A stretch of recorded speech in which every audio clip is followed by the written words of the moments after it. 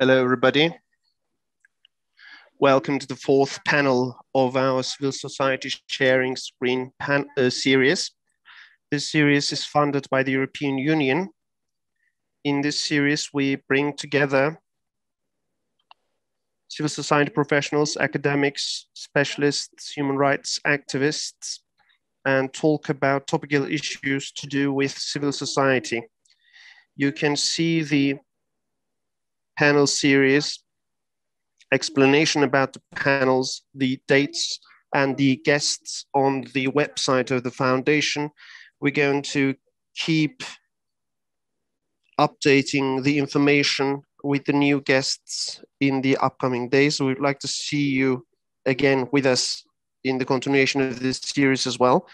We would like to ask you a question before we start the event.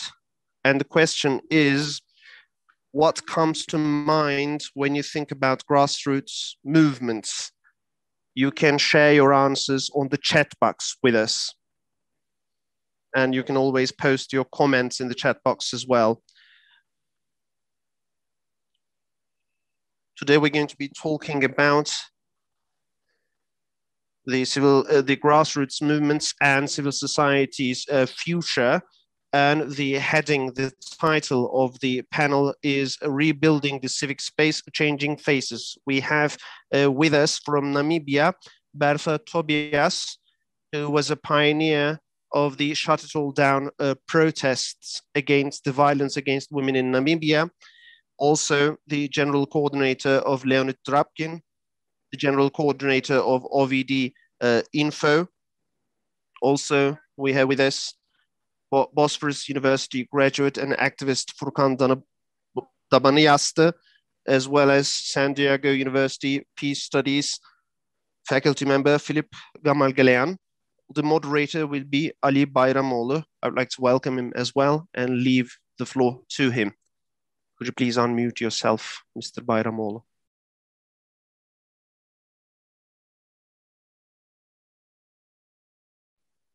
I believe I'm on at the moment. Hello, everyone, once again. Of course, the panel today is on grassroots movements that develop spontaneously, organically at times, through creative ways, innovative ways. And we're going to be talking about civil action, civic action through grassroots movements. I'd like to first of all mention before we start that about 25 years ago, the Helsinki Citizens Association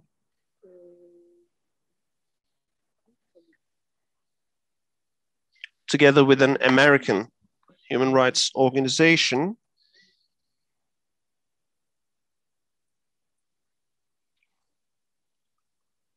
developed projects that are working on innovative ways of human rights advocacy rather than traditional ways. They started a project. In order to be able to do that, we went to Africa on that project. We went to Asia. So we were focusing on projects that are linked to the human rights organizations that are not linked to the human rights organizations, but rather spurn on their own volition.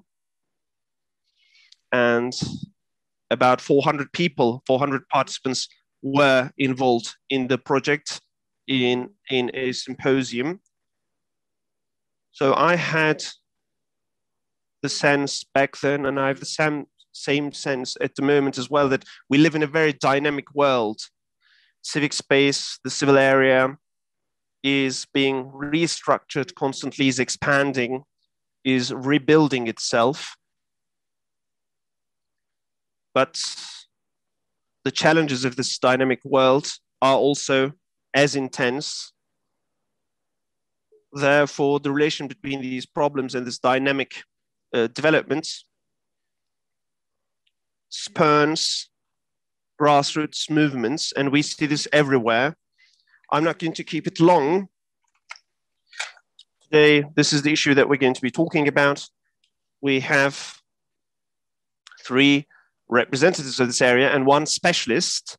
Ebru has already introduced them. So I'd like to start with Bertha. Let's get to know each other, first of all. Bertha, can you tell us how the Shut It All Down protests against gender-based violence started in Namibia? And could you please also talk about how you got involved? Right. This is the first question, so if you could answer this in about 3 minutes, and this is also relevant for all the other speakers as well, that'd be great. Thank you. Awesome. First of all, thank you so much. I think this is an incredibly important platform. It's an incredibly important conversation that we need to be having. So my name is Bertha Tobias. Very briefly, I'm from Namibia. I'm a student of international relations in California, currently at home, and also a gender-based violence activist.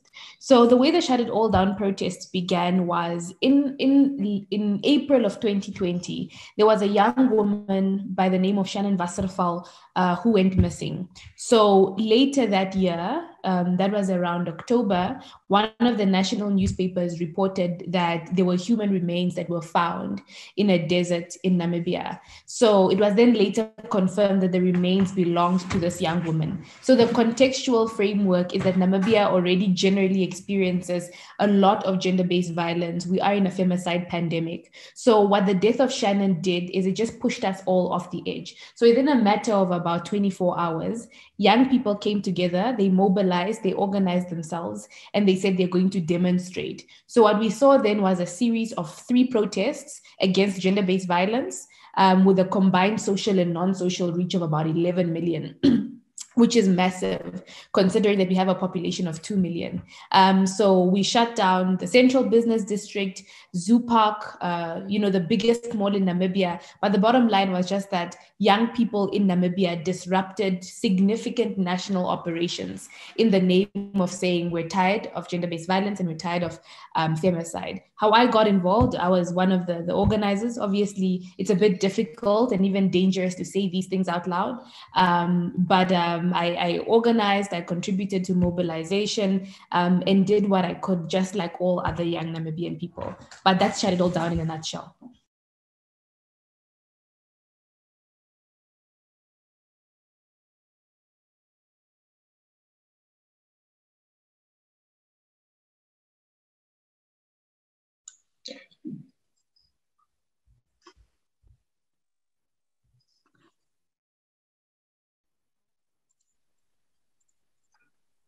Am I on at the moment? Can you hear me? Yes. So I'd like to ask Leonid the same question as a matter of fact. Leonid, you're working in the movement called Ovid Info in Russia. Please assume that we have no idea about it, and please tell us generally about it, the establishment story behind it, and what you've been doing. Yeah, thank you. Thank you very much. I guess you can hear me well. So OVD info, so the first 3 letters of this OVD is translated from Russian as like police station, which so mainly you can translate the name of our organization as police station, information about police station. And we were established around 10 years ago. And initially it was just a Facebook post. So in 2011, there were elections in Russia to our parliament that everyone considered to be not really fair. So, and it was very, very mass protest. And this was the time when police took many people off the street and sent them to police station. And the situation was that nobody knew where their relatives, where their friends. Mobile phones was not that developed, so not everyone didn't know what's going on with their close friends. And so our co-founder posted on Facebook just, okay, guys, if anyone knows something, please comment on this post. And many people who were like in one police station started posting names and family names of those who is now at this police station or that police station. And It was a kind of crowdsourcing thing. And other guys, well, relatives, mothers, friends, they started just reading this. And this was very important. And we realized that this information is really missing. And so once the information got well known, then everyone feels safer. That's why our motto is information protects. So we believe that the more information is distributed, the safer the situation for the one who is being detained. So now we are way more bigger than just a Facebook post. So our organization is like 70%, and we have our hotline, big Telegram bot, and we got dozens of calls every day. And so what we do is, first of all, we collect information from different sources and from our hotline 24/7 and from Telegram bot, where you can text us about the detention. So we mainly work with freedom of assembly, but also with other civic rights like freedom of speech, freedom of association, and some electoral rights. So first of all, we collect some information, and then we help people in two ways. First of all, we publish news, and that's why we are not only human rights organization, we are human rights media organization, because so we publish many news and our website is very popular. And the second thing is direct legal help. So we provide people with lawyers to courts. We help them to apply to European courts for human rights. Well, yeah, and many things around this. And just to be very short, I want to tell that we try to help to particular people who already faced the political prosecutions. However, we also work more systematically, and we try to change the situation and as a whole. And we do some advocacy campaigns, and so we try to we do enlightenment, and so we want to change the whole situation and not to cure the patients. So that's more or less like this.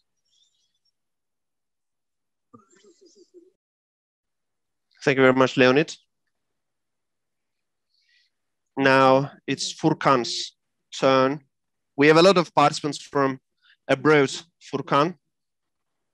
We know about what you've been doing in Turkey, as a matter of fact, and we have monitored them very closely. But for us and for all the participants, could you please also tell us about how the process started, how it expanded, how it became stronger? All right, yes, of course. Can you hear me first of all? Hello, everybody. First of all, I would like to greet everybody who's trying to make the world a better place. As you might remember, on the 2nd of January, the presidency, the government of Turkey, appointed a rector to the Bosphorus University.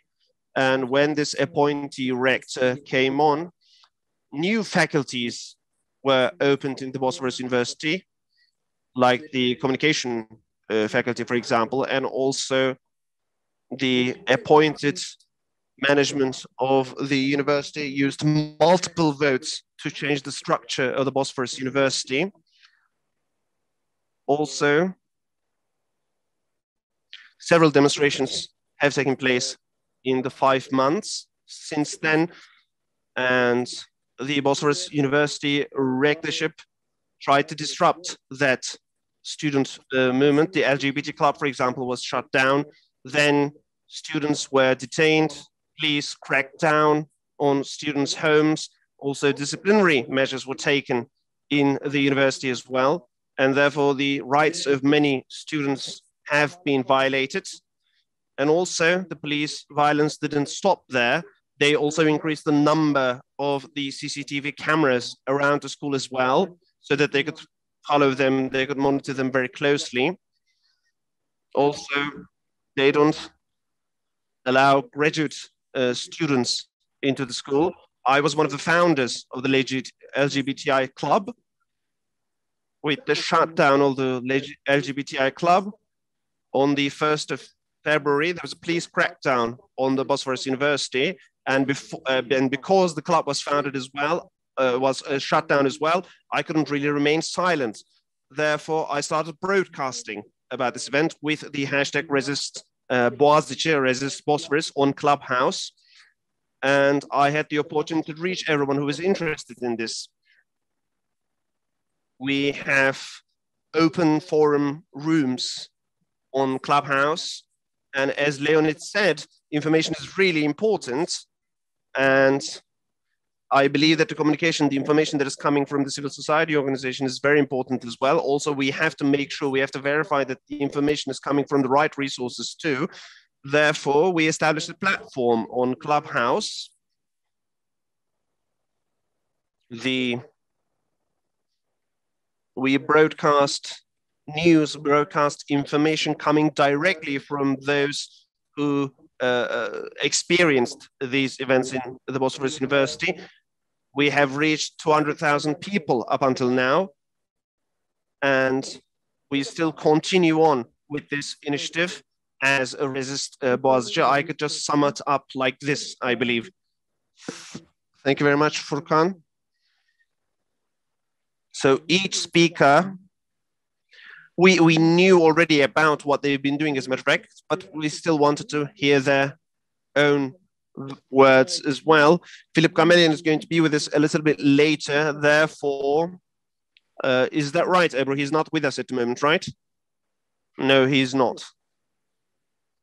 All right, then I'll ask him the question later on then. Now let's go to the heart of the beast. We're going to have two sections. In the first section, the question is, so these grassroots movements that are more spontaneous, that are more creative, these movements, first of all, are separate, are different from traditional movements, but how are they different? In what respect are they different? For example, the actions that you've been involved in, the activities that you've conducted, how are they different from the traditional structures, from the traditional institutional settings in your own experience? So could you please answer that question? We can go through with the same order again. So Bertha, Tobias, the word is yours, first of all. Awesome. You have 7 minutes this time. Oh, 7. And I'm guessing that's 7 for both parts of the question, correct? Yeah? Yes, for the whole question at the moment. So awesome. You have 7 minutes at the moment. Okay, that's great. Thank you.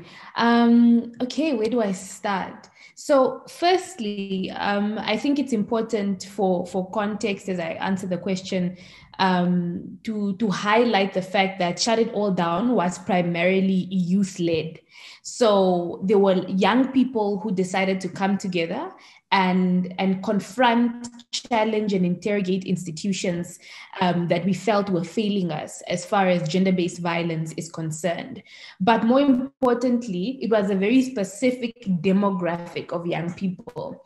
And this is important because young people can be involved in governance and advocacy in different ways. So you have young people who are part of traditional structures. For example, in Namibia, there are young people who are, under the age of 25, under the age of 30, who are parliamentarians, who are involved in policy formulation and implementation. And it's important then to outline that those are not the young people who are involved in the protests. It was primarily young people whose voices for long periods of time have been relegated to the margins. It was young people who don't have any decision-making or legislative executive power.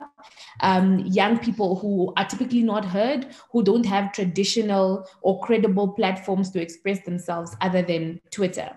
So with that in mind, that movement was different from other movements that we've seen in Namibia that were championed and had the endorsement of all young people or of all groups.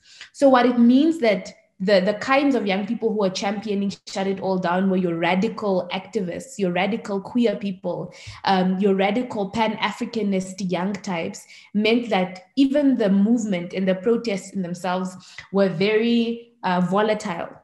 They were very expressive. You could almost say they were very culturally or artistically violent. What does that mean? So that means that all kinds of expression that were taking place were very explosive, right? So young people went in front of the parliament, for example, and that's where they laid down the petition. There was a lot of confrontation, for example, on day 3 between young people and the police officers, because they were dancing and they were dancing to explicit music, to vulgar music, and the traditional systems of democracy and the institution which upholds the laws in Namibia. That's particularly the Namibian police and the city police. That was uncomfortable, and that is something that is fundamentally different, I think, from other protests that we've seen, where there have been stakeholders that are also part of traditional cultural structures, right? And then an important question also that I'd really,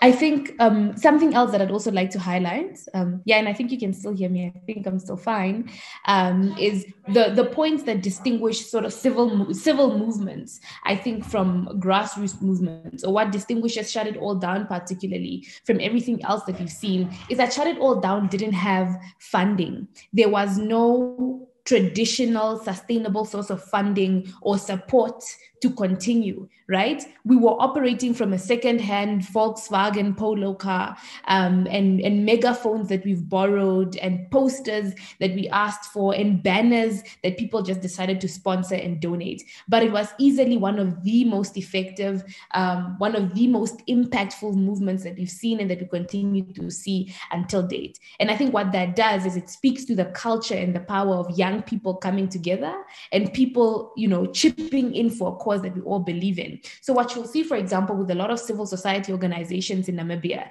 is that they have a formal structure, right? They are registered. They have some kind of brand or some kind of legal identity that is attached to the work that they do. And what that means is they also have the credibility then to do the work that they do. Because with those structures, you're able to have technical expertise. You're able to have legal representation as an organization. For Shut It All Down, that's not the case. It was young people working from their heart and from their soul spontaneously. So for example, on day 3 of the protests, there were a lot of confrontations between the protesters and the police. And this is it's a situation that's got a lot of international attention from CNN, from BBC, from Al Jazeera, etc. But what I'm trying to point out is that on that day, there were 25 young people who were unlawfully arrested and a lot more who were beaten and who were tear gassed. What do you do when there's no structural accountability, when we don't have lawyers for Shut It All Down who we can call for legal representation? Because we don't have that brand identity. But more importantly, when a movement is faceless and it's leaderless, who do you call to bail out 25 young people who were arrested while protesting? So that all made it very structurally challenging for all of us. But what we saw there were actually leaders and lawyers. Some of the best lawyers in Namibia, about 7 of the best lawyers in Namibia came together and they said, among the 7 of us, we are going to provide that legal counsel that you all need. And that's because we didn't have access to that as an organization. So I think that lack of structure also made us less prone to being co-opted by government or being co-opted by institutions that were trying to silence our voices or were trying to put out the flame. Because when you don't have a structure, anybody can represent Shut It All Down at any meeting, and anybody can say anything without, significant consequences. Because what we're claiming as a movement is that the movement belongs to anyone and everyone. And what that does is it also gives everybody the chance to associate themselves or dissociate themselves from the movement as far as they want. So just to sum it up, as I get to the end of my 7 minutes, importantly, what distinguished Shut It All Down? One, there were no set leaders. There was no one leading. Obviously there are people who are consistently the face of the protests, but that person wasn't a leader, and we tried to make that very clear. So there was that lack of structure, there was that lack of organizational resource or access to counsel or anything like that. But more importantly, it was led by a very specific demographic of young people who are tired and who continue, in fact, to kind of spark a national conversation. And we think why that difference was important and why that specific demographic of young people was important is the very fact that now Shut It All Down has opened up a space in Namibia in national dialogue and discourse, which sends the very strong message that young people have the capacity to contribute to discourse and to dialogue, and they have the capacity to direct it in whatever way they want to direct it, and they have the capacity and the responsibility almost to demand some kind of accountability from government, or to demand some kind of accountability from any structure which is supposed to be providing social service delivery that is effective and meaningful for the people of Namibia.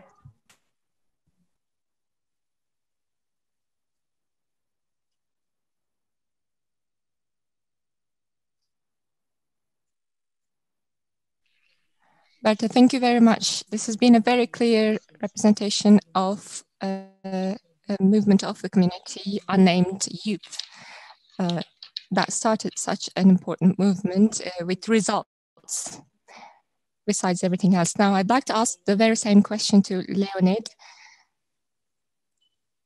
So we're talking about movements that come from the society, that are grassroots movements, that do they have any advantage over other more conventional, traditional types of movements? What are the lessons you drew from your experiences? How would you wrap it up for us in 78 minutes? Yeah, thank you very much. So as I told in my first part of what I was telling, it was initially just a Facebook post. And now, and the next in 2011 and 2012, 13, it was, our organization was just a volunteer project. Of course, at one point of time, we got some funding and that stuff. And now there are 70 employees in our organization. However, it's not only us. There are still hundreds or even thousands of volunteers that help us. And this shows that even though it's been 10 years and our organization developed quite significantly, so we still stick to our principles, to our roots, and we still believe in it. And because we have volunteers and this is our basis, but what I wanted to say more globally is that our organization, of course, we have some goals, short-term goals, long-term goals, but the most important thing that we have is our values, because goals can change over time. Goals can change because of the environment, political situation, and whatever, but our values never changes. And I think this is what allows us to grow and to make people trust us, because our community is very, very broad, and mainly because, not because people believe in our tools that we apply, not because people see our effectiveness, or because of this as well, but however, I guess we have quite broad community because people share our values. And this is what we have to stick to, not only have to, but this is what we like about us. Now we have, I don't know, 24,000. So another example of what I'm saying is that as of today, around 90% of our budget is coming from small private donations. And there are 24,000 people in Russia who donate us on a monthly basis. And this really empowers us. And this is not only money, but this is the feedback that we get from our society. It is quite important to remember that you work not for you, not because you think that this way to do is better or that way better, not because you're asked by a foundation, not because you're asked to do something because of government, but you have to work in order to reply the demand of the beneficiaries. and the beneficiary, well, in our case, it's political prisoners and those who are detained on mass rallies. So these are the people who we should think of, because we work because of them, and it's quite important to remember this. That's why we run I don't know, quarterly survey in order to ask the feedback, to understand what we should improve. And this is really our basis. And also, I believe that if you compare well, our movement to others, I mean, there are quite a lot of civic society movements in Russia that were established in 90s. So after the fall of Soviet Union, it was several years of freedom, and many civic society movements were established. And unfortunately, they have the same, well, it's been 30 years, and in many cases, they have the same head of this movement, the same employees, the same methods that they apply. But in our case, we saw this, and we see that it is unfortunately outdated. It is not really up to date, and it's not modern, and this is not what always fits. Of course, they are 10 times more experienced than us, but they are not that resilient. And we put a lot of efforts, not only to do our main job to help people, but we put a lot of efforts in developing our organization. So we developed some boards, some consistency, we improve our efficiency, we conduct some, as I said, some surveys to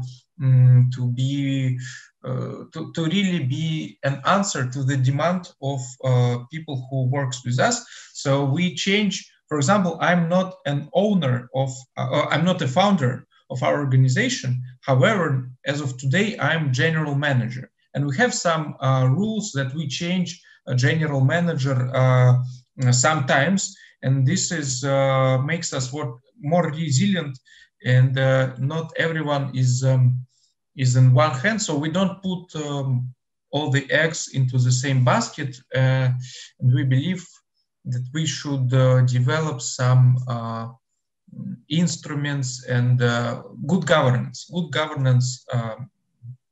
strategies. So yeah, that's, I guess my 7 minutes is done. So yeah, just to sum it up, I believe that civic society movements should be sticked not to same goals, but to the same values. And this is what makes them sustainable.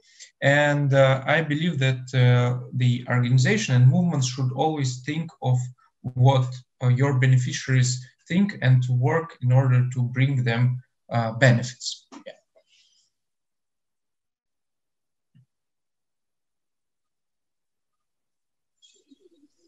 Thank you very much, Leonid. Problem-oriented or solution-oriented movements that are focused on the demand of the beneficiaries, that develop new governance methodologies within themselves and adopting new strategies as they evolve. That's the storyline I've taken on board, and everyone has drawn their own conclusions, I'm sure. We have a newcomer, a new panelist that have just joined us, Mr. Philip Kamarelian. But before I give the floor to him, I'd like to ask the same question to Furkan now. Furkan, these grassroots movements, organizations, how are they different from other traditional types of civil society organizations in your experience? Well, these grassroots movements are reactive, and because there comes a point where people say that no more, that's enough, enough is enough, and they want to take initiative. They find themselves in a situation where they have to take initiative And I think that's the fundamental difference of grassroots movements.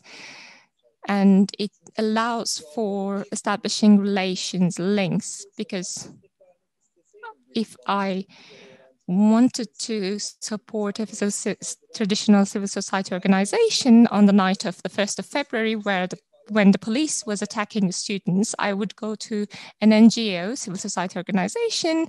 I would try to register myself there and try to do something through them. But as an alumni of the Boğaziçi University, I was able to collect data. I still had links and relations with the school, with the professors, and I spontaneously opened up social media accounts and started going for it. And that's what grassroots movements allow us, and that makes them quite comprehensive and inclusive, I think, because it's very clear that they have a line in the sand where they say enough is enough.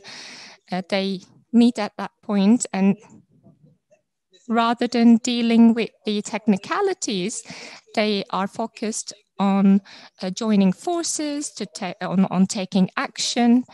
And I think that's the reason why grassroots movements are receiving such support, and they're making the headlines. And I think they don't have corporate or institutional hurdles either, and that's another important aspect, I think. I don't want to say within the government, but that they're not formed within a bureaucratic structure, because after a while, I believe that these civil society organizations turn into corporations. They start to have typical and traditional donors and funders, and grassroots movements. These grassroots movements cannot really typically adopt a specific theme or subject to do advocacy on, just as it is the case with the women's rights movements or the detention of students by the police forces. People are trying to draw these issues to different axes, and they're trying to comment on them. They are not trying to establish links or relations with traditional or typical civil society organizations. That's why they're more dynamic, I think, the grassroots movements. And people show themselves, people are more enabled to take action, take initiative. They don't have any links or relations with any association or organization in a traditional sense of the word. And I think that gives them more ample space to maneuver compared to what traditional civil society organizations have, and they have broader room to maneuver. What we experience in Boğaziçi University is that, of course, in Boğaziçi University, years ago, we had a reaction from the students in the face of high prices at the canteen of the university. So in Boğaziçi University, we already had certain structures that raised their voices in the face of such events. But when it comes to the grassroots movements, we had more than 40 initiatives that were doing something together collectively, and you don't need a procedure with grassroots movements.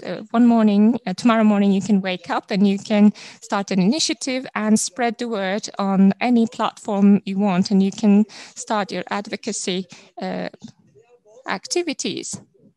You can be the parent of an alumni of Boğaziçi University or a student at Boğaziçi University. You would see parents that would seem quite irrelevant to you because they didn't seem like they would be activists there, but they took action because their children were getting arrested and detained. And I think it's quite difficult to observe these kinds of examples with CSOs. They have institutional dynamics, which can be flexible, but it wouldn't be something like parents of Boğaziçi University students that start filming themselves one morning, pleading to authorities so that they do not arrest their children. I think this is the very reason why grassroots movements had so much space to evolve and to grow bigger, that room for maneuver. If you are fighting for something, you really have to fight for that thing. You should not waste time dealing with procedures, dealing with institutional structures. And I think this lack of time wasted with grassroots movements makes them more visible and enables them to bring more results to the table. Thank you very much, Furkan.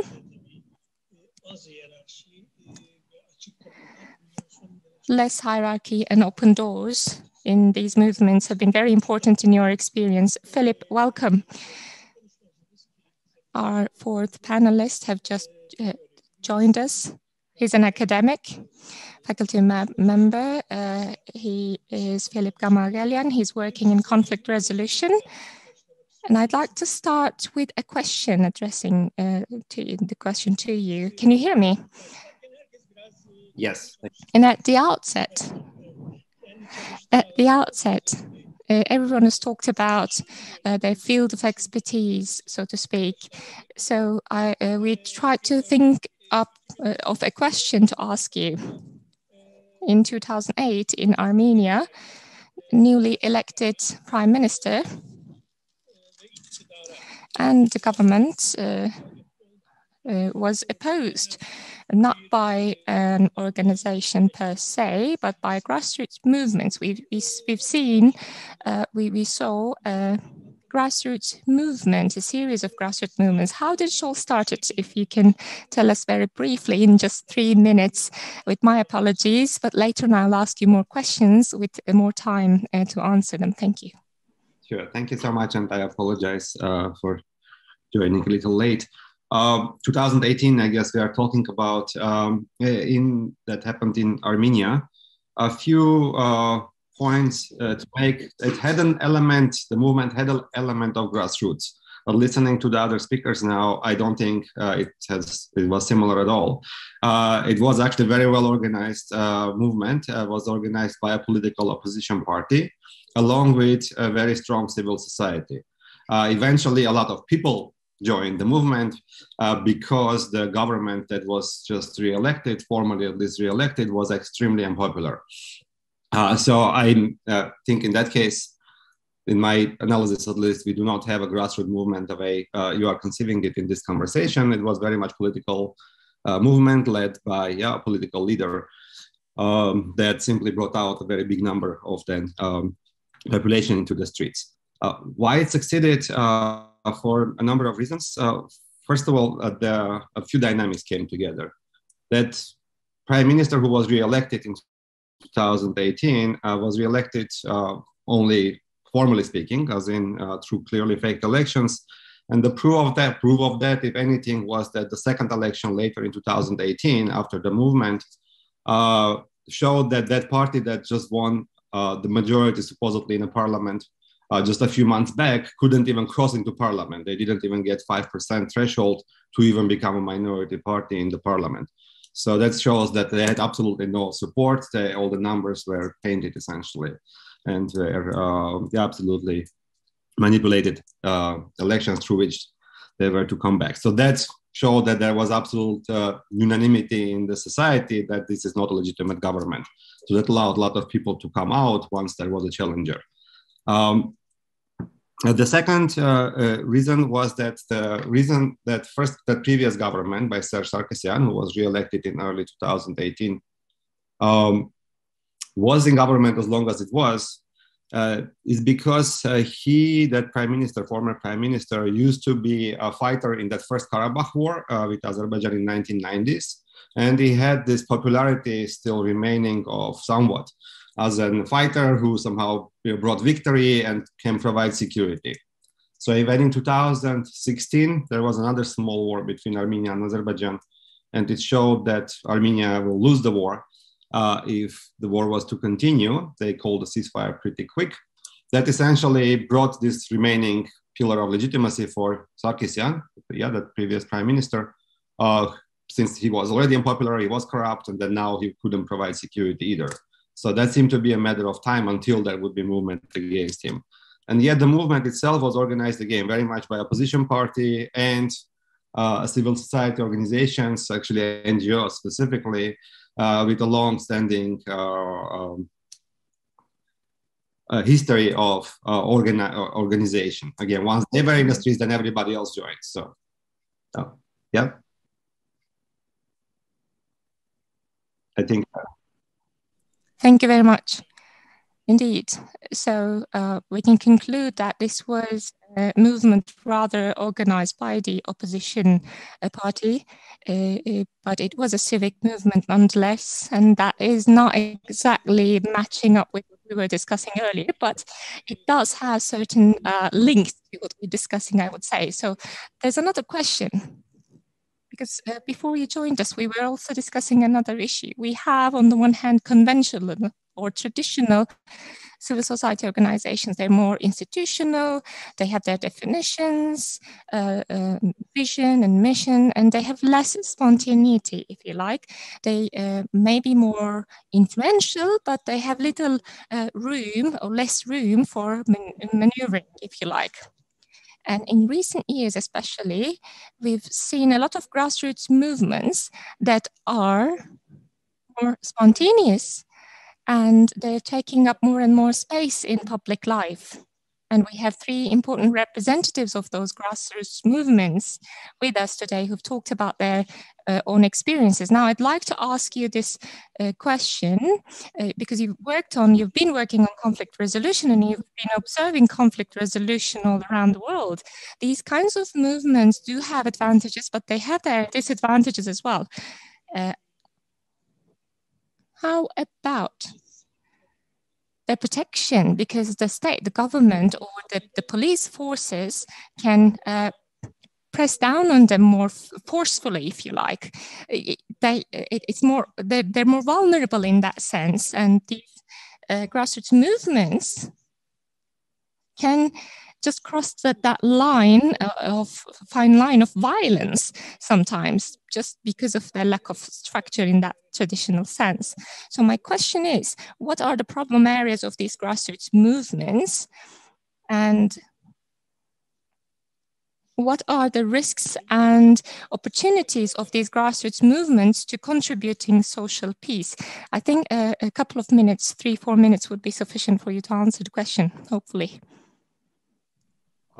So I'm trying to understand, is this, you're asking a general question or from the context of that Armenian movement specifically?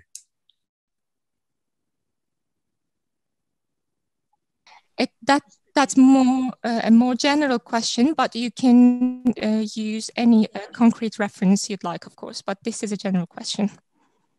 Yeah, understood. Okay, so I was more prepared to talk about right now the experience in Armenia in 2018 and after. So let me answer that, and then we can maybe talk about more general things. So in that case, right, the movement itself, so once a lot of people came into the streets, which was the case, and they were very decentralized, let's say, there were some groups that attempted to be violent, but because the movement, as I said, was very well organized by an opposition party, they immediately made a public statement that anybody who resorts to violence doesn't belong to the movement, and were able to police that very well, that any group resorting to violence was immediately pushed out of the movement itself and handed to police if needed and so on. So they were able to keep this focus on non-violence. So that overall connects well with the literature on social movements and which ones are more successful. And yeah, if you look into the data over, like, I think 100 to 200 years, the non-violent social movements tend to be more successful in achieving their goals, whether they are political or social, than violent movements. And partially because, of course, violence then is met with violence from the state, and the other movement ends up being in disadvantage. So kind of going in the non-violence route has a tactical advantage, let's say. But it has second big advantage, which is once if the movement is to succeed, if a violent movement succeeds, then we a lot of times have a new form of autocracy or dictatorship And when a non-violent movement succeeds politically, especially, then we have a much bigger chance of democracy developing. So this was very well known data to the organizers of that particular Armenian movement, which is why they kind of tactically, in addition to any kind of values they had, they resorted to non-violence. There is a whole other part of the question here, though, why government resort or don't resort to violence, if I understood you right. Yeah, again, that's, as we've seen around the world, that's, I think there you might have an inverse effectiveness, as in, unfortunately, a lot of times the violence seems to work better for the governments. If you look into Arab Spring governments, right? So those who resorted to violence tended to actually preserve power, maybe at the expense of unpopularity and autocracy, but they were not deposed. And that's the question, why then governments resort or don't resort to violence. In that particular case in 2018, the hands of the governments were very much tied by a couple of things.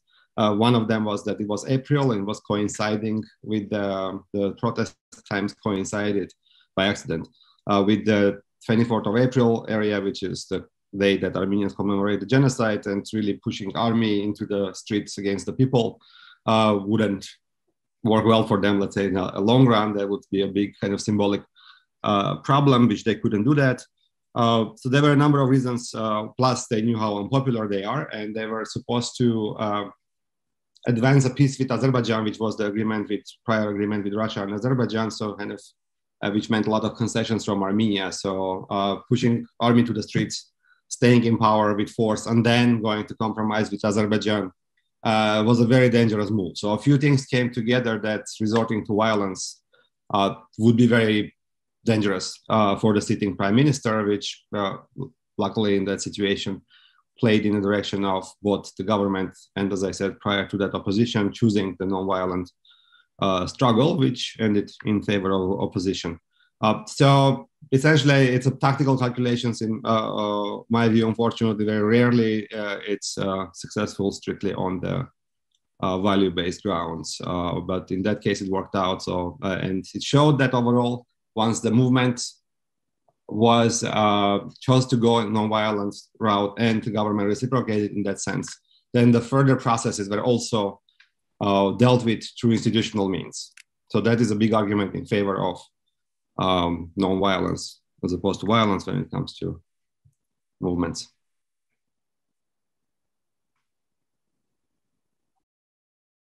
Thank you very much, Philip.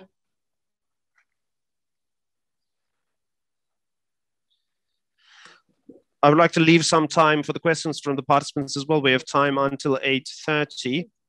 So the last half hour could be allocated for questions from the participants. So again, I would like to ask all the speakers and give them 7 minutes each once again. And the question is the same for all participants, as a matter of fact. So we have the main framework here. The main question is the grassroots movements. What kind of a future do you foresee when you consider that trend? I'm talking about civil society, obviously. How do you see the future of civil society?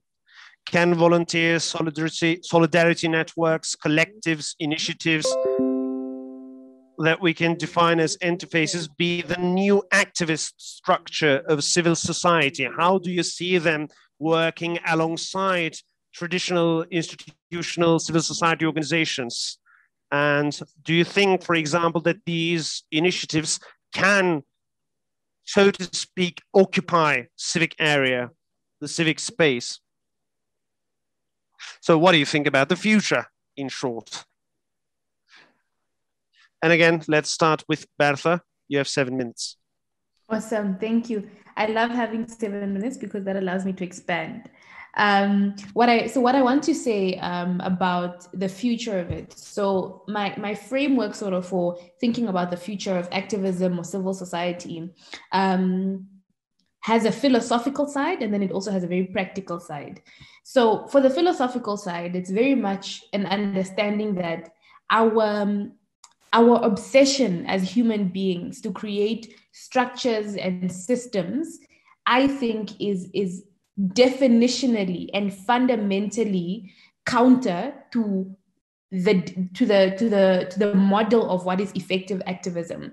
What I mean by that is, when we think of what effective activism is, in my experience and in my opinion, it is activism that doesn't conform to traditional ways of doing things. That's what makes it radical, and that's what makes it disruptive. So it is activism that mushrooms organically, and it has a life of its own. It takes on a shape and a design and a form of its own. And that is what sustainable, effective activism is, that defines itself for itself.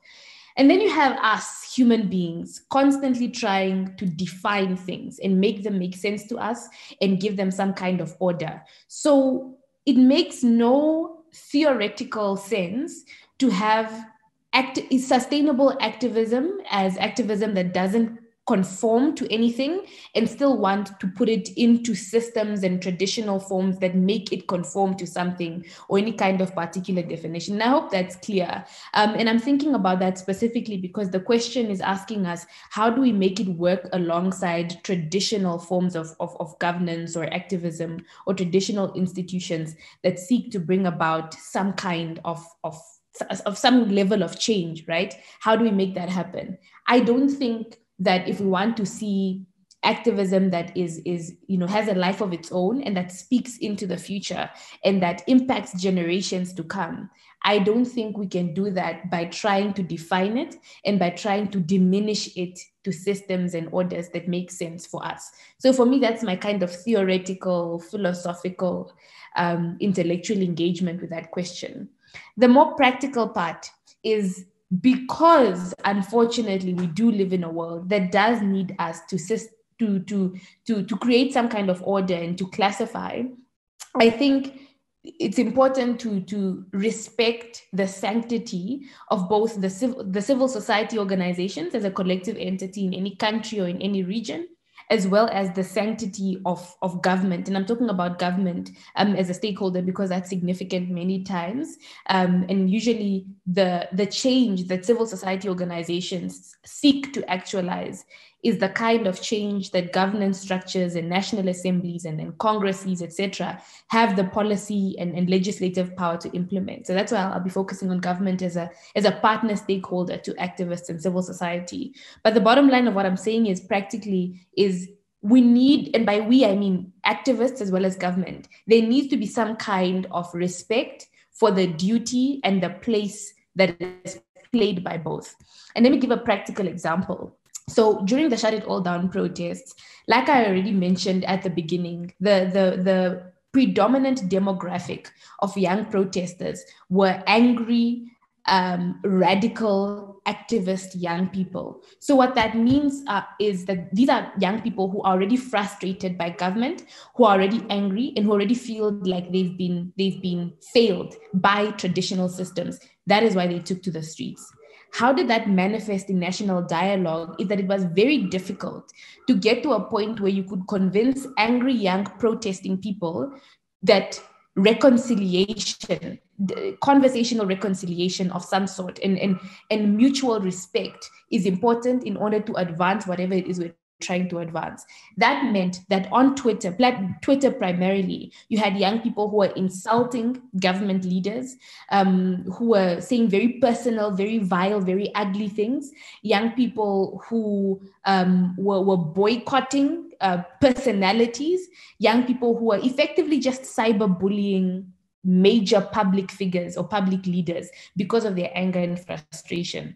Now, I'm not saying that frustration is not valid, but I am saying you cannot have a conversation in which you expect policy change to come about when you don't, and I'm not saying suck up to them, but when you don't respect the role of the people who are to advance the change that you're seeking for. So I think the way that needs to coexist is a mutual respect. And it goes the other way as well, right? Because what we saw also with Shut It All Down is that lots of government leaders and lots of public figures were telling young people that we have no right to be angry because we haven't done anything from a policy point of view, because we haven't been involved with the work yet. And what the question was, was, what else are you doing other than going to the streets and holding posters and protesting? Those are very unfair questions, and they're very unfair responsibilities and burdens to place on young people who, one, do not have the capacity to advance what they're demanding, but two, also do not have the platforms which they need to be empowered to effect the changes that they're advocating for in the streets. So that disrespect we've also seen from traditional systems where they tell us, but you're just loudmouths, but you don't understand policy, but all you can do is hold posters up in the streets. We think that's something that's significant in itself.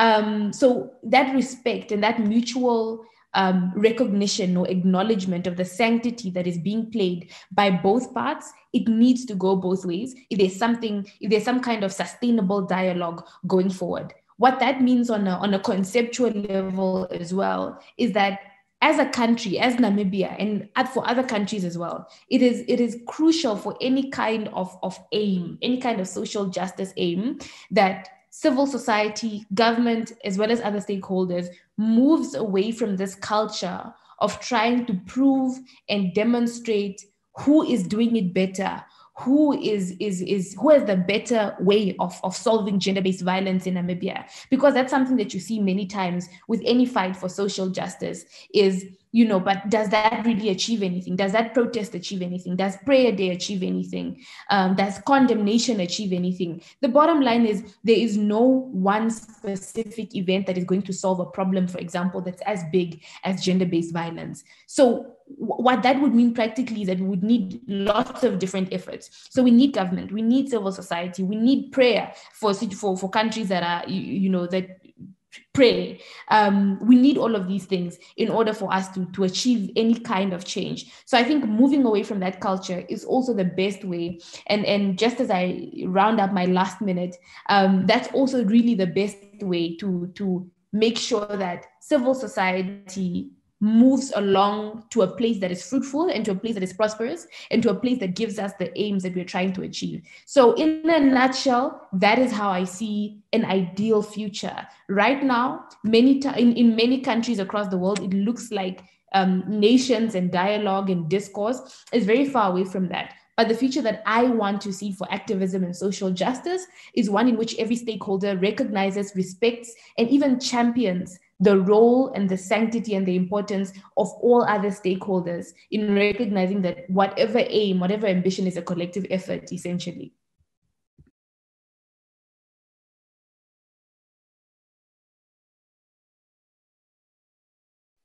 Thank you very much, Bertha. That was a very good note. That was a very good speech. Before asking the question to Leonid, I would like to make a little bit of correction. So we're talking about the grassroots movements and civil society organizations, but we're not talking about a substitution, as a matter of fact, or one by the other, but rather we're talking about an expansion of the civic area. So while certain organizations are already there, some new movements are being added onto the civic areas. There are some new inputs coming in, because we have representatives of the traditional organizations as well. So we shouldn't think about it as being confrontational, and you shouldn't understand our question that way as well. So I'm now turning to Leonid. So we see this with the solidarity networks as well. We have volunteers there, obviously in other organizations, we have volunteers as well, but we have sometimes collectives that are formed completely by volunteers, for example, and these interfaces that are created spontaneously.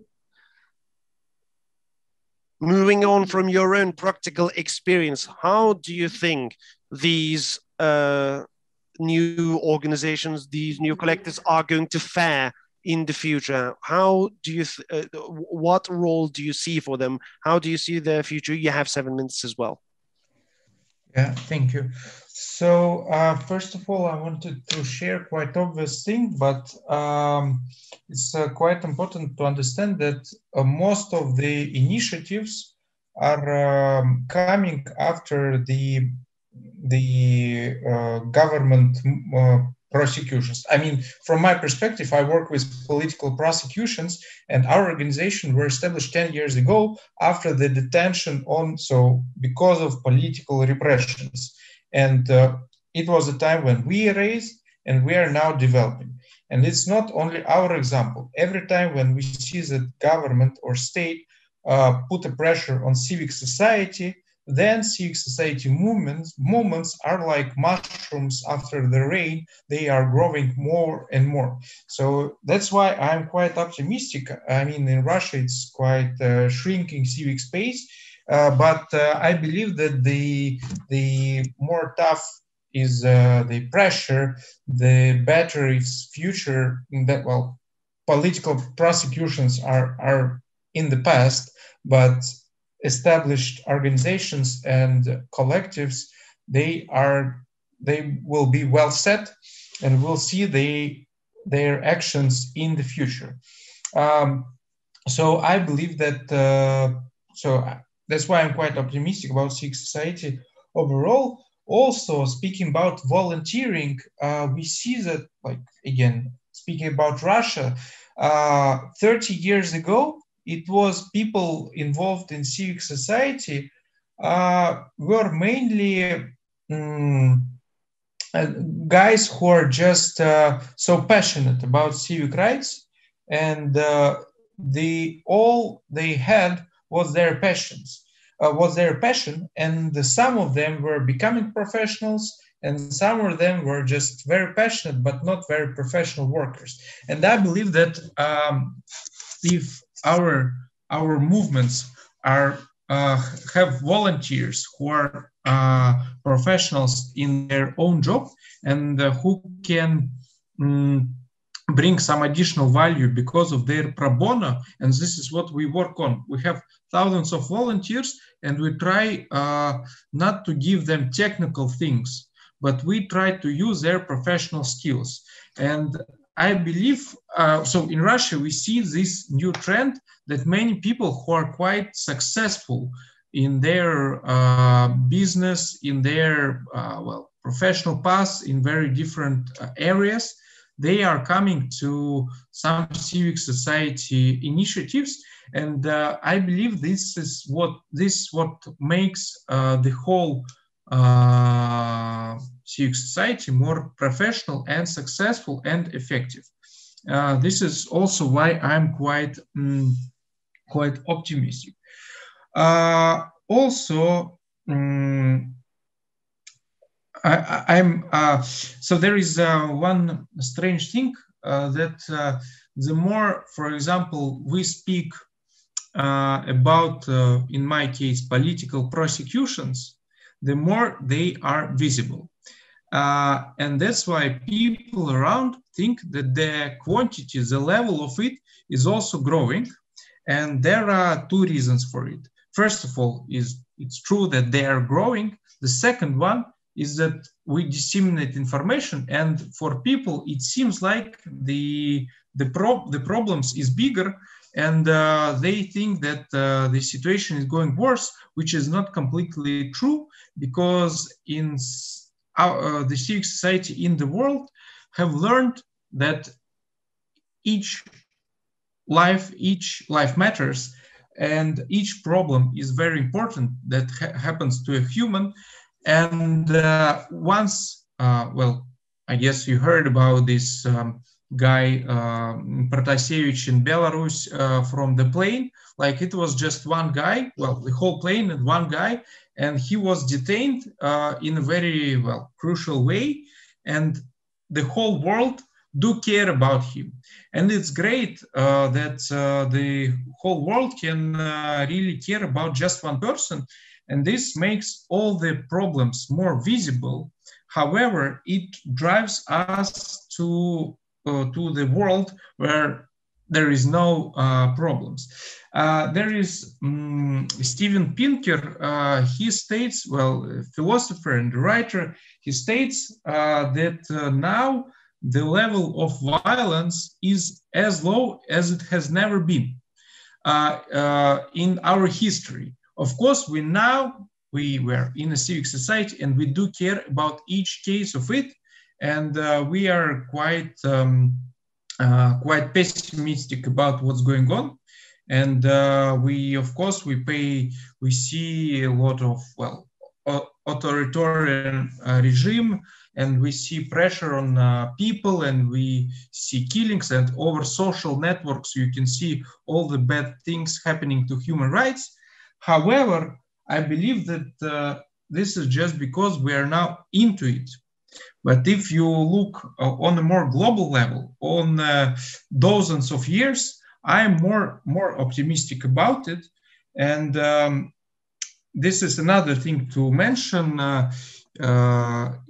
Well, so we all work with very difficult topics, and there is, well, around me, every day I work with people who were detained, who were tortured, who were I don't know, prosecuted because of their political beliefs. However, it is quite important for all of us, for people who work with such difficult topic, to point out every victory that we do.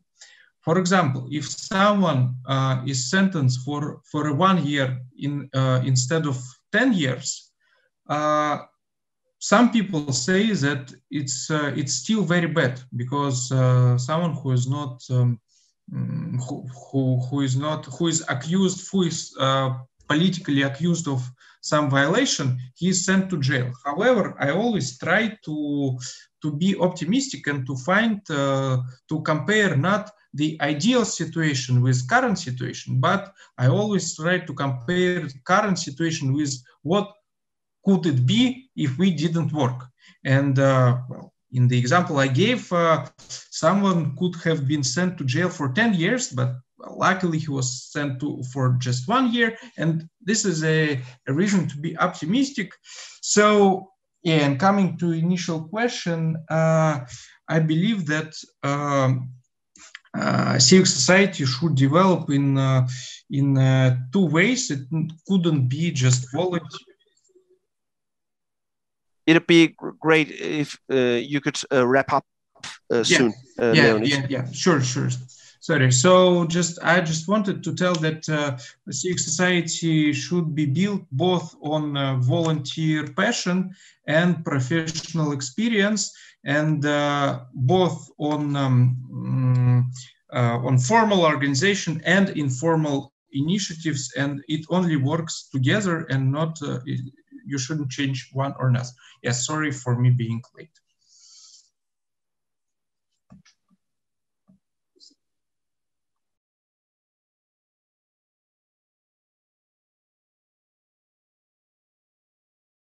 Thank you very much, Leonid. Now,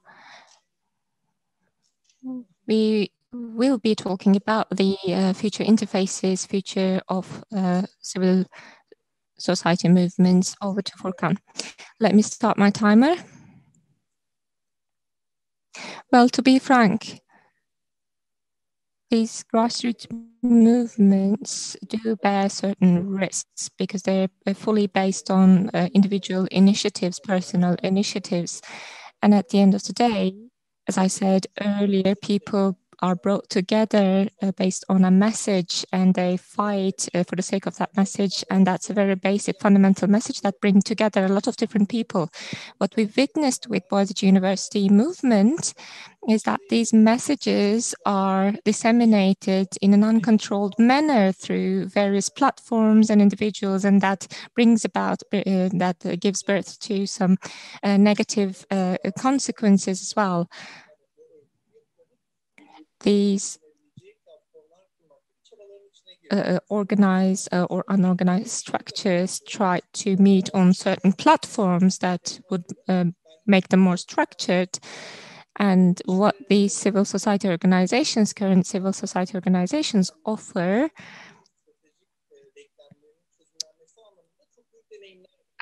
is basically their their vast experiences, and these experiences, I think, will make the future more meaningful to the extent that they can meet with these grassroots movements on different platforms. These structures have some problems in terms of the procedural structures they have, and I think these grassroots movements may have some spontaneous contributions, but if they can be structured or designed in a more acceptable manner, I think we can see better civil society organizations in the future. And it is also very, very important today to what extent these movements can be structured on digital platforms. Yes, we do see a lot of civil society organizations that are institutionalized, and they cannot act very fast, as rapidly as the grassroots movements. And I believe that we may need new solutions, maybe, to make them more efficient, to make them act more swiftly.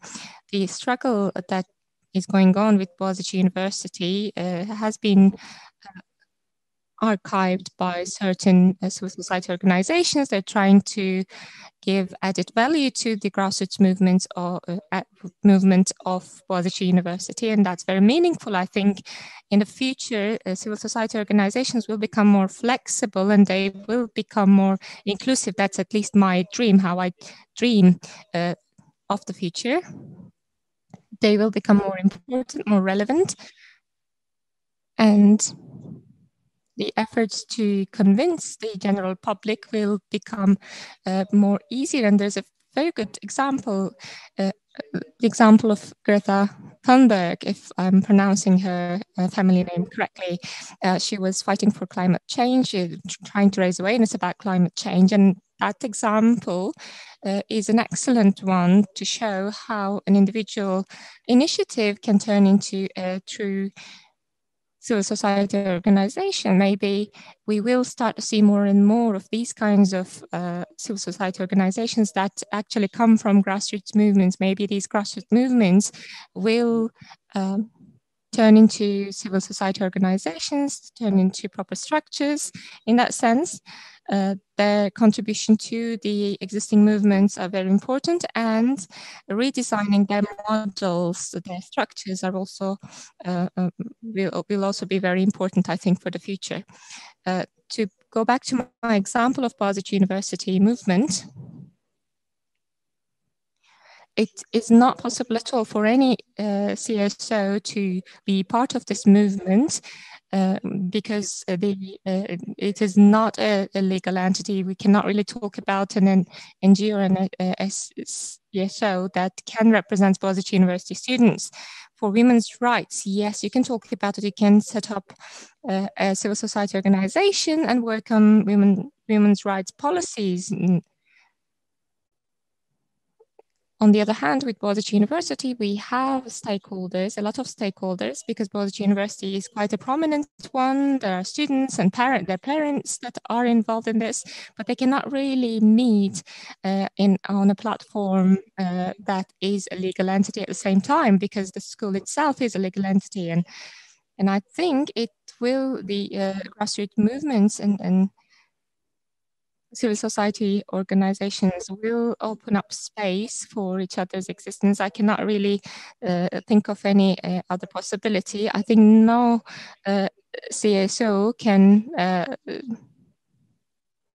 represent Boğaziçi University. Of course, they can support the movement, but only the true representatives of the university, the academics, the students, the parents, can resolve this issue, because they are they're directly involved in this.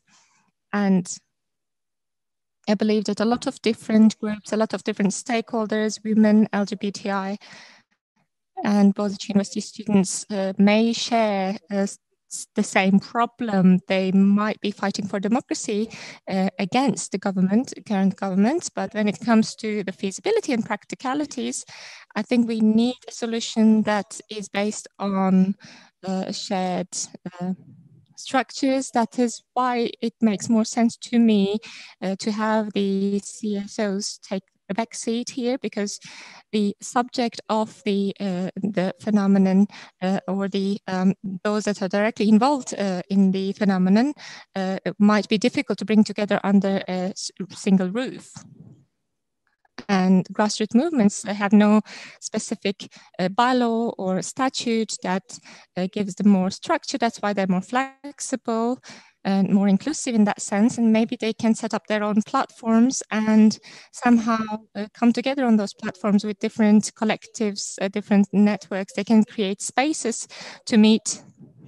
And that's what I was referring to earlier when I was talking about digitalization. Maybe they can create an online platform bringing together all of the individual initiatives that support them. They can create broader platforms, or more like an umbrella platform that will bring those individuals together and help them raise their voices louder. And I think in the future, they may find more common space, more partnership opportunities. Thank you very much, Furkan. And I'm going back to Philip again. And I'd like to formulate the question as follows. But of course, you're free to answer the question in any way you wish. You're working on conflict resolution, and I myself have dabbled in those themes as well in Colombia, in Turkey, in South Africa, in Armenia.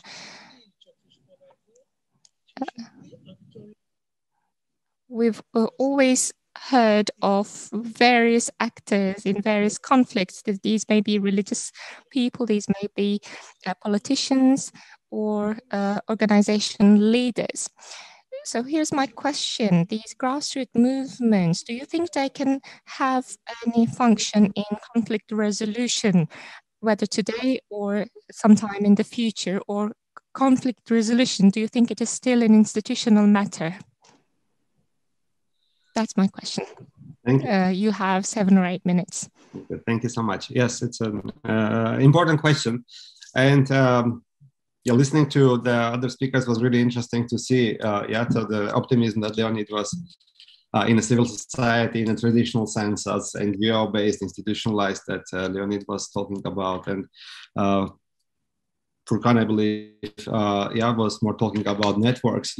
So it's interesting because for the last 30 years, we had it easy in a way. It was very clear what the institutional network is, right? So there was liberal democracy. It was for Turkey and all the post-Soviet space. Somewhat it was European integration. It was very clear direction where we're going. We were, so this kind of final state of the way state should look like, civil society should look like, was very clear. We were following a blueprint. The donors were clear, right? So it was funding coming from the European or American governments and similar. So all of this had some benefits, of course. Some of them Leonid mentioned. It was that it was institutionalized. There was much more about money, blueprint, support in skill building and so on, coming from the Western partners, those who did that already. It also had, the same time, on the other end of the spectrum, a lot of downsides. As we saw, some of it that we ended up as civil society organizations following and fulfilling a particular, very narrow agenda. And in some cases, it was good, such as it was focused on human rights, right, and overall promoting the life and well-being of an individual. At the same time, not all the agendas coming from the West were, of course, good ones, and we've seen problematic, many problematic, imperialist agendas servicing the interest of the oil lobby or what other lobby, and by default, essentially being in that camp, ideologically, you were servicing these agendas as well. But that's on a global scale. Locally, that also had a consequence that is not necessarily good. If in the 90s, there were a lot of grassroots movements in many of the countries that were democratizing, once the NGO sector took over, and I'm a representative of NGO for 15, 20 years, so I'm as critical of myself here as anybody. I still run an NGO too, actually. But once NGOs took over, they effectively killed the grassroots movements, at least in the countries such as most of the post-Soviet ones, where this liberal democracy was seen as the ideal form towards what we are going. The way we killed grassroots activism was were many different ways. First of all, we took on all the main functions, be it social functions or functions such as conflict resolution. And we were more visible, we were better educated, we had better connections to the West and the key institutions in the governments in the cities. They also one by one took out all the activists from their grassroots, those most important leading ones, and employed them effectively in our NGOs, by default, then by definition or by extension, killing all the movements that could have been developing in different regions, more on the border areas, for example, that could be collaborating with somebody if you had a conflict and so on. So this kind of NGOization, which has been already quite heavily criticized in academic literature, had this double function of, yes, professionalizing, yes, advancing some agendas, very particular agenda, at the same time killing the grassroots activism. What happens now is that we are essentially that liberal democracy dominance, of course, has collapsed. It's still fighting for its life as one of the movements or one of the ideologies in the world, but it's one of the, is not anymore the one. And we are entering a new interesting era, kind of similar to 100 years ago in the sense that there is a big ideological struggle happening. But I think different from 100 years ago, there are no new big ideas on the table. We are really fighting ideologically some old struggles. And that is a problem, in my view. At the same time, we have something interesting happening, which is, of course, the social media that Furkan mentioned, right? So it's a very new type of communication environment. So coming then to the next part of the question, as in what's the future here, I think civil society organizations understood as NGOs will have a small role, nothing like they had for the last 20 years, because the liberal democracy is one of the ideologies around. So to the extent liberal democracy is able to have a say or remain institutionalized, to that extent will be civil society organizations understood as NGOs. But this opens up also a space for networks and intellectual networks, and intellectuals again understood not in a traditional way, in a sense. It's an academic, right? So it's a very well-published academic.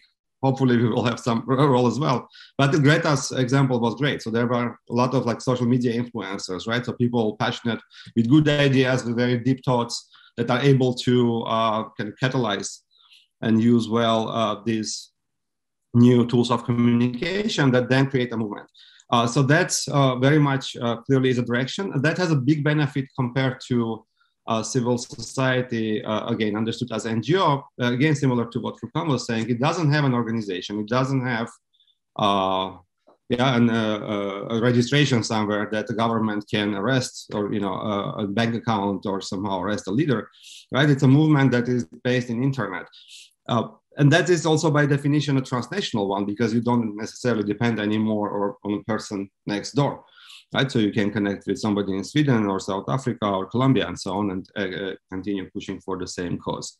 So these ones, I think, were much more resilient in the last 5 to 10 years, and much more resilient or resisting to crackdowns from the authoritarian governments. And I do believe they have a very big future, somewhat in competition with more traditional building-based registered NGOs, but possibly also taking us into a new place ideologically, as in once we think about this new big idea of what the next stage of human development in terms of social organization look like as we move past, at some point, the nation state, which is in its own in crisis. The final note about the conflict resolution, does it have a role or not in all of this? As an applied field, it's in a big crisis because it followed the same liberal democratic blueprint, and that's falling apart. But as an intellectual movement, it's been much deeper, and there has been a lot of anticipation of all the problems coming. So if you look into the conflict resolution conversation as a multidisciplinary critical one, I think it does have a lot to say about where we are. Disagree with Leonid's point, and and I know it's a big intellectual one, that we're in a good place because the definition of violence, the structural and cultural and so on, is much broader. So yes, maybe physical violence is in the low end right now, but the kind of structural violence is probably at its peak and is developing. So it has a lot to say about where we are and where we can potentially move forward, but that's a much longer conversation. Thank you.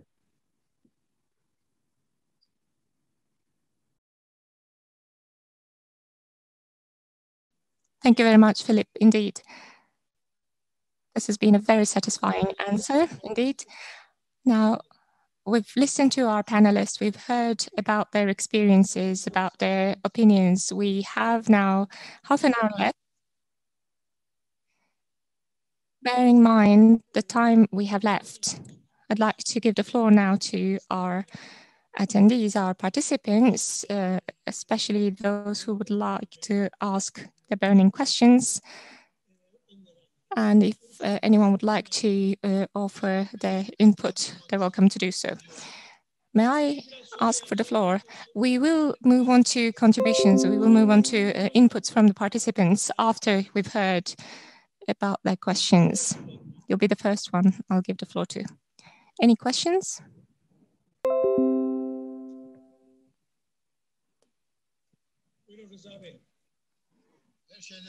I think not. Please go ahead. First and foremost, as the president of the Violence-Free Society Association, I'd like to offer my greetings and love and affection to each and every one of you. This is not just one of the best events organized by Hrant Dink Foundation. This has been one of the best experiences I've had in my life. At the association, we're fighting for the rights of the women and mothers at national and then at global level. And we are suggesting that they should get organized, first of all, in their own countries, and then at continental level, and then at global level, just like the structures we see in the UN.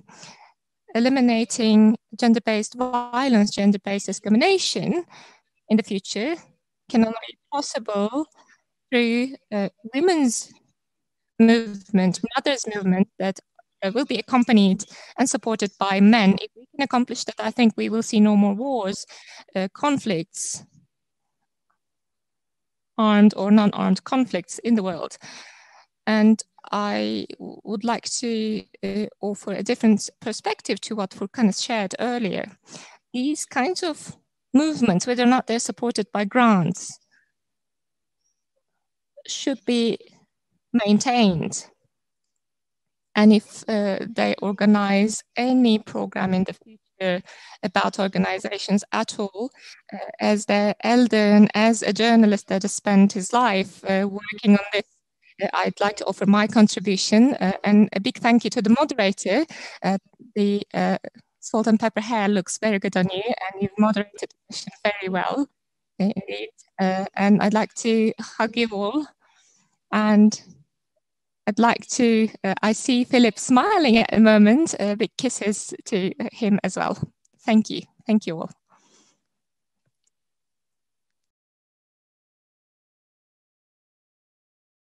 That's it from me.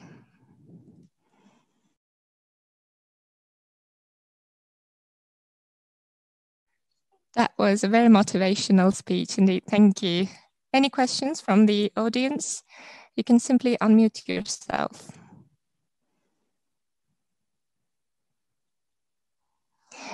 I think the panelists' remarks were quite satisfying, and you found answers to all of your doubts in your minds and all of your burning questions, I assume. Extremely, extremely satisfying indeed, to be frank with you, and a really big thank you to each and every one of them for giving us this experience. And I see Esra smiling as well.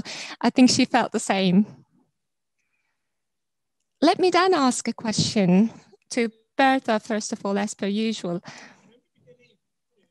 You've had a very important experience in Namibia. That was a spontaneous movement that has created its own system, so to speak.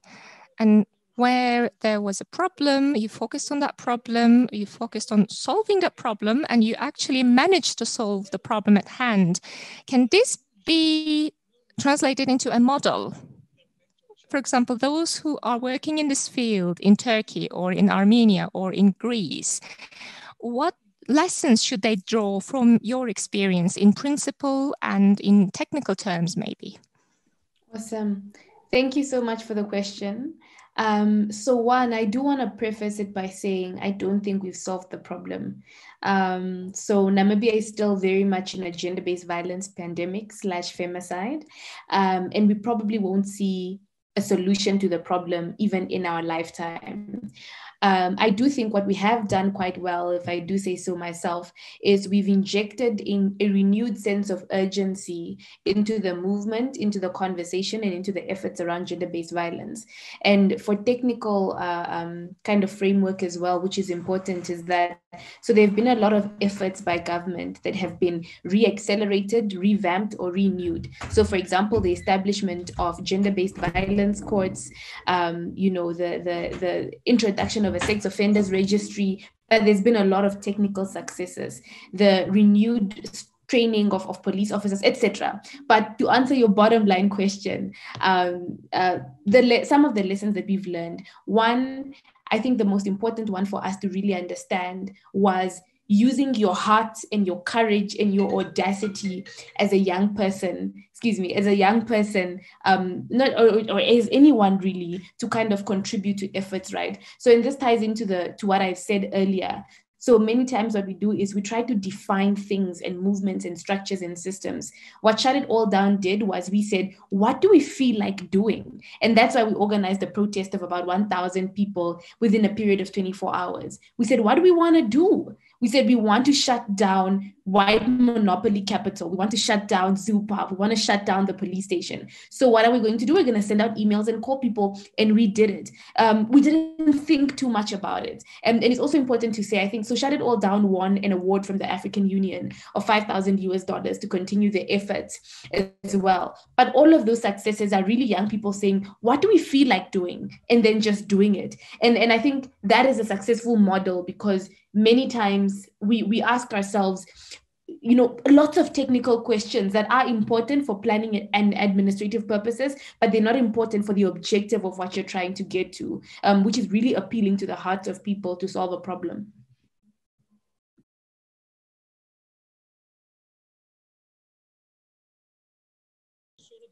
All right, Bertha, you have another question coming for you.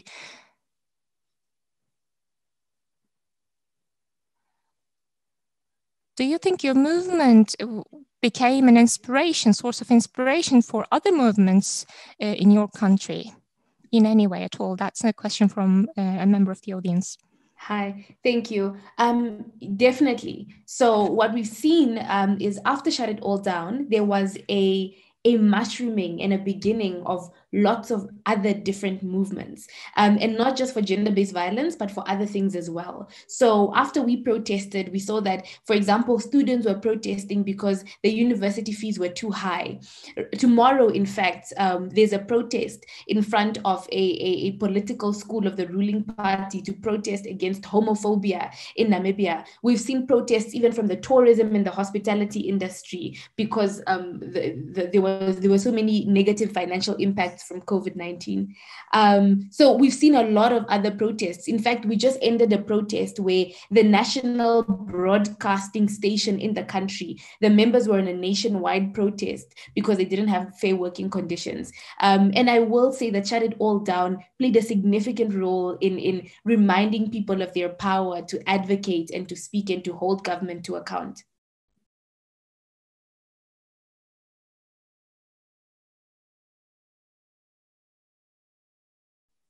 Right, thank you, Bertha.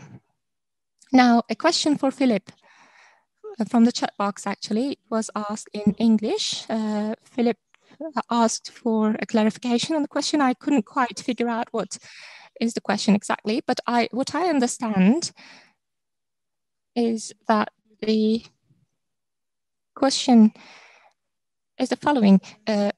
Social movements are non-violent in principle, but while they are happening, they can create violence in one way or another.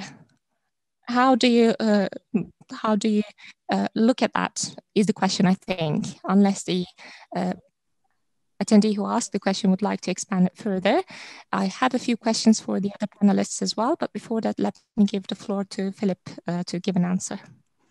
Yeah, there was a clarification. The question was, how do you manage to keep as an organizers, how do you manage to keep the movement non-violent? Essentially, how do you control, let's say, those who try to resort to violence?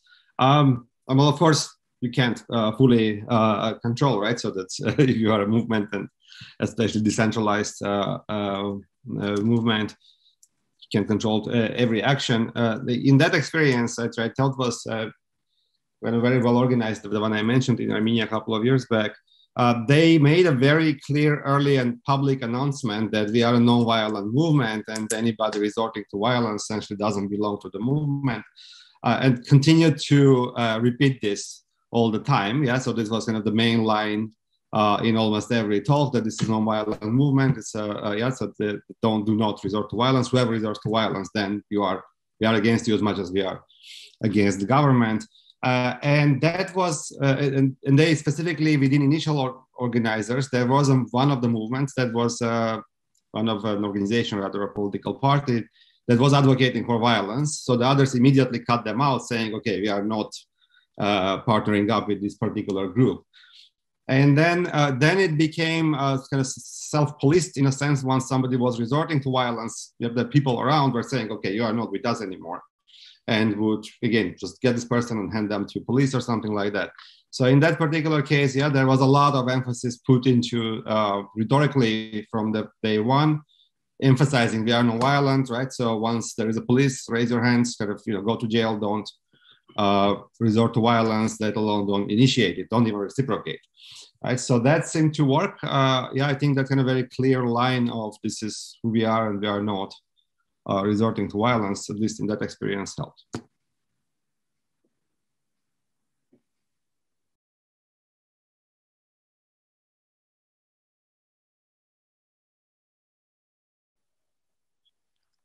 Furkan,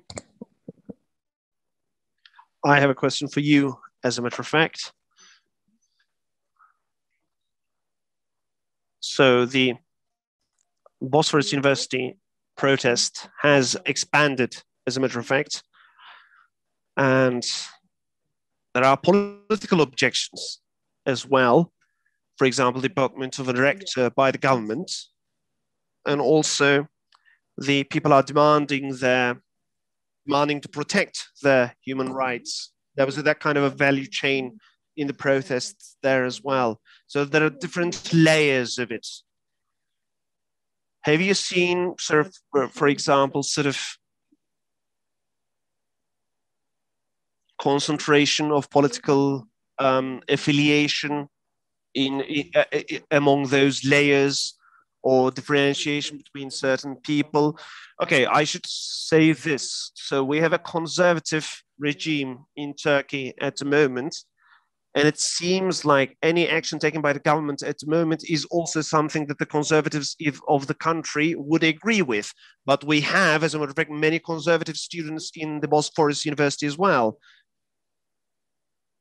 Therefore, under this very comprehensive sort of roof, there was a reconciliation attempt as well. For example, we have a group of Muslim students in the Bosphorus University. The Bosphorus family at one point sort of cancelled that group, but then those Muslim students established another group. Obviously, because of the layers expanding, there could be certain frictions there, but still, the students, the graduates, the parents, all of them did everything they can so that the main message was there. For example, establishing their own groups. A lot of Muslim students at the moment have also a voice against what the government is doing as well. There was that kind of solution, for example, that developed. Obviously, this resistance has a political side as well, but generally it talks about the independence of universities, the right to education. It was simply about that. Therefore, no political affiliation was allowed As a matter of fact, no direct political affiliation was allowed. But all political ideas, in a way, lived harmoniously. And that is what we had in the Bosphorus University anyway. That is what we have in the Bosphorus University at the moment, a multiplicity of different views. And that is what they're trying to achieve at the moment as well. And we are trying to show with the establishment of different initiatives that we have this multiplicity of views and all of them are respected in the Bosphorus University. Yes, that is what I meant basically. Because there's a lot of politicization of everything in Turkey at the moment because against the authorization, that is what I meant. So Leonid, in Russia, the government can be quite tough and there could be a lot of persecution against human rights advocates, against bloggers. You probably have experienced that kind of persecution as well. So how does that affect your civil values? When you live in a country, for example, it could be Russia, it could be Turkey, when you live in that kind of a culture, how does that impact your civil values? Do you encounter any problems in sort of experiencing those values? So, of course, technically, government prosecute not only political activists, which were really a target for our state for many years, but these years they have started prosecuting also human rights defenders. Not as tough as they do with political forces, opposition political forces, but with us as well. Fortunately, our organization hasn't yet faced any direct pressure, and we are keep developing, and it's also a paradox with us that the worse situation in Russia, the more political prosecutions there are, the more, for example, donations and support and volunteers we got. That's why we're in a quite strange position, because we are always, well, our own situation, well, the situation of my organization is always going the different directions. So if the situation is worse, we're doing more and more well. But of course, I mean, I believe that every pressure on civic society, every prosecution of political activists or whoever, it is always a strike for us, for civic society, and we are luckily for doing so. Our response is always better, is always more resilient than the pressure of the government. It won't always be like this. I mean, at some point of time, we can follow our, Belarus, and where unfortunately civic society, the state, the level of prosecution were that high that civic society can hardly respond to them. But as of today in Russia, I mean, everything can change tomorrow.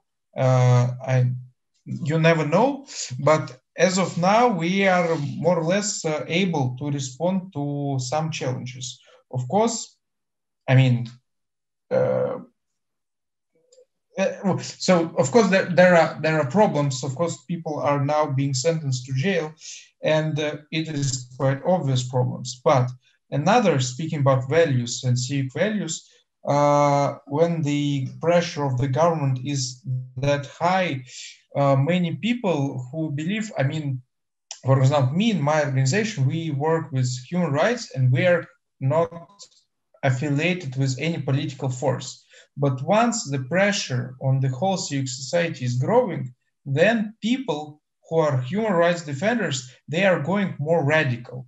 And some of them can switch from human rights values to political values, and they sometimes switch where they are transferring from defending human rights, and they are going to fighting with the current regime, with Vladimir Putin, and this is how they can lose values. And for example, I always, during the interview, when I want to hire something into my organization, I always ask what our organization would do when Vladimir Putin, well, something happens to him and he's no more president. And if someone tells me that our mission is complete, at that point, I say no, unfortunately, so we have different values and different goals, because we want to fight for human rights, no matter who is now a president of Russia or whoever. And so it's quite important not to mix up the real values and the current political situation and leader. Yeah.